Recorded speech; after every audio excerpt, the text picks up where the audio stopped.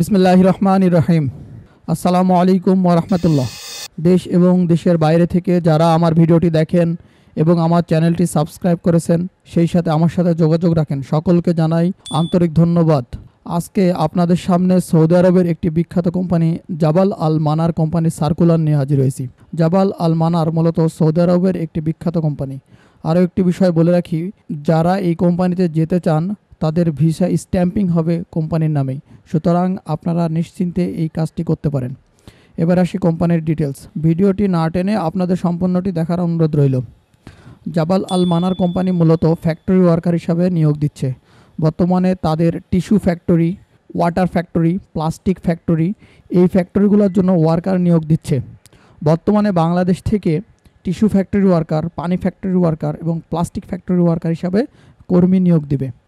এই কোম্পানি তাদের কর্মীদের জন্য বেতন নির্ধারণ করেছে 1400 সৌদি রিয়াল, সেই সাথে খাবারের জন্য কিছু টাকা দিবে বলে জানিয়েছে। এই কোম্পানির ডিউটি ধরা হয়েছে 8 ঘন্টা। 8 ঘন্টার বাইরে আপনারা অবশ্যই প্রতিদিন ওভারটাইম পাবেন। জাবাল আল মানার কোম্পানিতে যাওয়ার জন্য আপনার বয়স থাকতে হবে 21 থেকে 38 বছরের মধ্যে। জাবাল আল মানার কোম্পানি থাকা, আকামা এবং চিকিৎসার ব্যবস্থা করে দেবে, সেই সাথে খাবার আপনার নিজের বলে জানিয়েছে।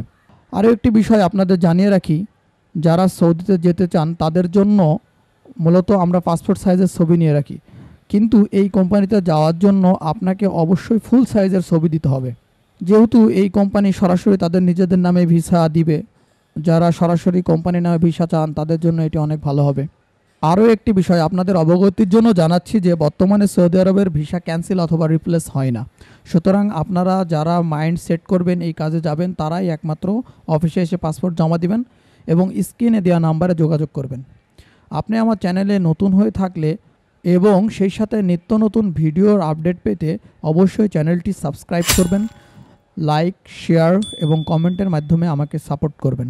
সকলকে অসংখ্য ধন্যবাদ। আসসালামু আলাইকুম ওয়া রাহমাতুল্লাহ।